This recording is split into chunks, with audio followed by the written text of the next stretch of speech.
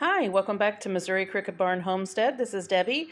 I wanted to bring to you some reviews that I have on some incubators. I've had these incubators for a little while now, and I've not really said a whole lot about them because we've been so busy here around the homestead. We have had so many projects that I haven't really gotten around to commenting about my incubators, and I have people asking me all of the time. We have a lot of chicken groups that we're a part of, and duck groups and geese groups and things like that on Facebook, Instagram, and some other places.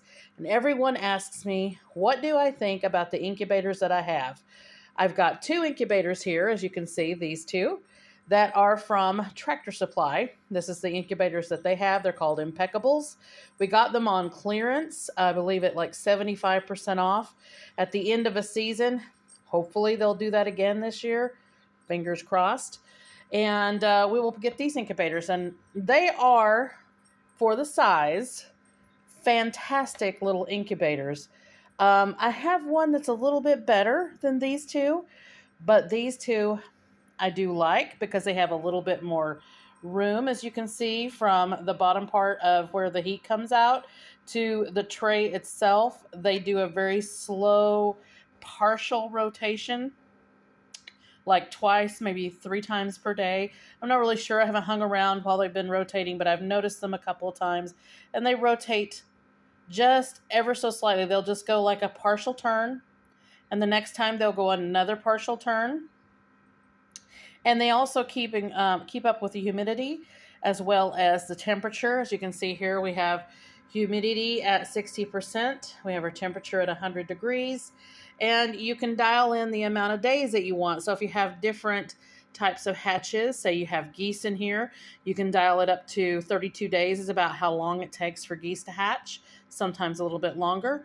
Or if you have chickens and you know it takes 21 days, sometimes up to 25, you can dial it in for that. I don't really pay a lot of attention to the days because our incubators, to be honest, since the end of December have been running constantly because we have so many chicks that people are needing. Our local Tractor Supply and Book Height and things like that in this area are not able to keep up with the demand on chicks this year. The hatcheries are a lot slower on getting chicks out because of supposedly the avian flu that's going around. And there have been a couple of hatcheries that have been affected by that. We've had a couple of hatcheries that are shut down for the season because they are doing infrastructure updates, couple of things like that. So they've not been able to keep up with the demand. In fact, our local Tractor Supply, or not local Tractor Supply, but local farm supply here in Milan, Missouri, has not been able to get any chicks at all. And our extension offices are having trouble getting chicks and things like that. So we've been constantly hatching. Now, ours are, of course, for ourselves. We hatch our own chicks, and we have our own eggs and things like that. They're all farm raised.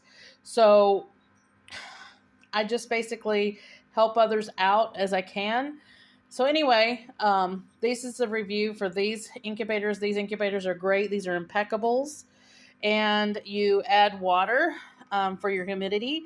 It just has a little lip out here where you can add the water in. It goes streaming into the inside, and it keeps your humidity up. A lot of people don't know, especially if you're getting involved in incubating your own chicks, that you do need to keep the humidity up at around 60% to 70% to have a successful hatch. Now, there is some people that like to do dry hatching, what they call dry hatching, which is not necessarily no water entirely. Sometimes you put water towards the end of the hatch, or you just use the ambient humidity for hatching, which I could probably do here. The humidity here usually hovers around 45 to 50%, depending on the time of year that it is and how humid or how what the weather has been like. Of course, in the wintertime, humidity is a little bit less. I've never seen the humidity very high here, so it's a little bit of trouble trying to keep humidity higher in an incubator, especially if you're using ambient around here. So we do use the water levels. We just fill this up, and it'll go streaming in, and you can just pour water in. I use the little bottle that came with it, and it has a little top with a little nozzle on it, but I don't use the nozzle. I'll take the nozzle off and just use the vessel itself. So you just pour a little water in, you wait till it gets full, it'll stream in, and I actually do that until the entire bottle is used. And then, of course, I have two of these, so I have to fill the bottle up twice. I'm not sure where the bottle went for the other one. But as of right now, you can see we have some little ducks in here that are hatching. They just hatched today, so they're just hanging out right here in this little area. Yes, it is a little difficult for them to walk around because there's just not a whole lot of room. And you do see we have a couple of eggs that are stacked in here. And you do have room around the central portion if you need to put another couple of eggs. Now, of course, they're small. You'd have to have smaller eggs. Could not be duck eggs or anything like that unless you had like call duck eggs. But these are just chicken eggs. We do have some duck eggs in here. But chicken eggs, you can stack those around. You could actually put them all the way around in that second portion. So you can fit more eggs in here. But of course, you would have to hand turn those because they would not turn as this is turning. So I do hand turn a lot of the eggs, even though they do have an automatic turner in here, just to make sure that everybody's getting turned equally. That's just something that I do, not necessarily something that you have to do.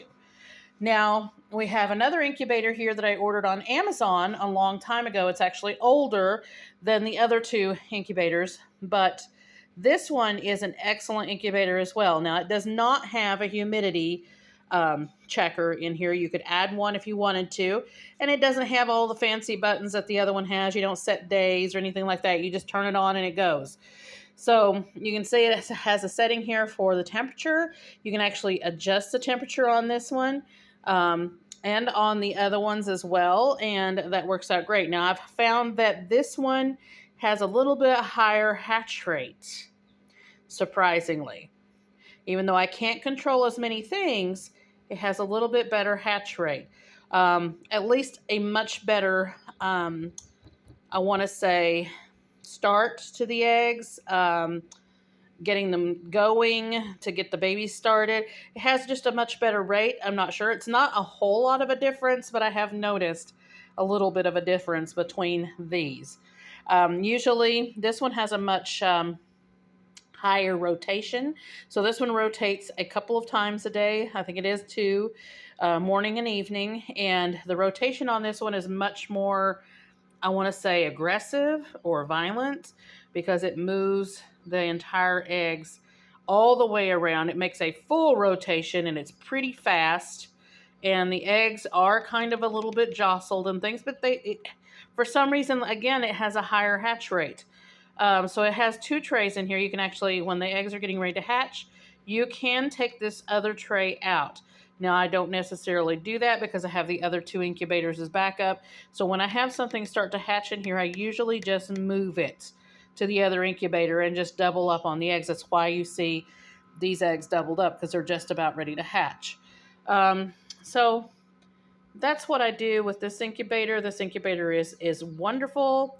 Now, it's a little bit more noisy than these other ones, especially if you're not lining it up properly. It's a little bit harder to line it up than these are. This one has like a little tab here that you have to line up and fit in the slot, and it'll go down a little bit. This one is just, you kind of got to guess at it. But somehow or the other, we always figure it out. And this one is called a Smart Incubator, and I got it on Amazon. But I have noticed that it's available in places like Temu and some of those faster sell places. Of course, all these incubators, they're mostly coming from China. There's hardly any incubators out there that are available, made in the USA, except for like Farm Innovations and a couple others. And even in a lot of cases, those incubators that you believe are from the US actually have parts in them that came from China. So you're still in the same difference, one way or the other. So again, these are the Impeckables, and this one is the Smart Incubator. Now, I think this one you can see a lot more, but you don't have a lot of room between the motor and the tray. So I can double up eggs sometimes in this one.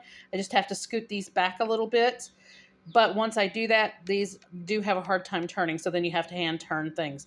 So I could fit like quail eggs or something like that in there, if I wanted to, or maybe pigeons. But as far as other chicken eggs, it's just a little pushy. So I don't really double up on that one. Now I do have another incubator that's available that I just got recently, and this one is a Little Giant incubator. This one has room for 41 eggs. Now this one was a used incubator, so you can see it does have some scratching and things like that in it, so it does have some imperfections, but it works perfectly fine. Now you can see with this one, it is just a very basic incubator.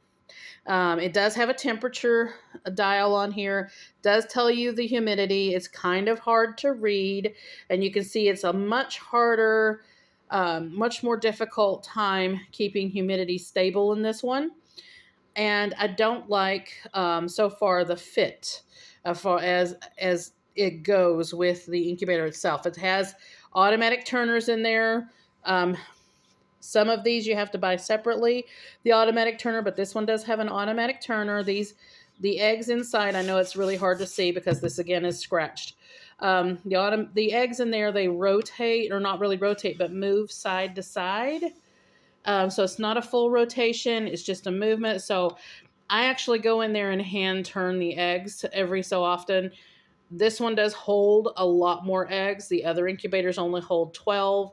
Technically, if they're chicken eggs, duck eggs, or things like that, unless you're doubling them up, and then you can fit a few more. This one holds 41 eggs. So this one holds a lot more eggs, but you don't have any outer way to put water into this incubator other than having to take the lid off. And there's not really any place for the water to go except for pouring it into the bottom. There's a sort of a tray in the bottom. And unfortunately, this entire incubator, as you can tell, both top and bottom are styrofoam. So it has, we did not know this when we got it, it has some holes in the bottom that have caused it to leak. So we had to end up figuring out a way to get water to sit inside of it without leaking out. And unfortunately, that's the required that we use a plastic egg crate, and we just basically cut it up. I'm going to remove the top for here for just a second so you can see what we did. So we took a plastic egg crate and we just cut it until we have all these little cells in here, and we add water to the little cells. And then you can see all of our eggs in here. They were all put in here on the first. Now, I don't know germination or incubation quality as yet, so we'll see how that goes. I'm not too familiar with the turning mechanism, the automatic turner, which is actually not a turning system. It's just a side to side. I've not really seen it moving a whole lot. I'm not sure I like that. So that's why I'm hand turning the eggs every so often. So when I have to take the top off, of course, that drops the humidity down. So I'm not really liking that too much. So anyway, this is the Little Giant incubator, a very popular one out there. And so far, I like the LED or LCD screen as far as telling us all about it, but it is a very hard incubator to line it up properly. Once you have to remove the top, it takes a little bit for the heat to go back up. It drops the humidity down. It doesn't have very good system for as far as water. The styrofoam gets holes really easily. It does have some holes in the top, which we've had to plug up some of them because it was just letting out too much of the humidity. But it does have other holes if you want to use other instruments on there. To be able to check that, we actually put tape over the holes so that way we could cover the holes up just to hold the humidity in. But anyway, you can see just by moving the lid how far down the temperature and the humidity dropped just doing that. So as far as reviews go, I like the Impeckables. I like the Smart Incubator. The Little Giant, I like your display.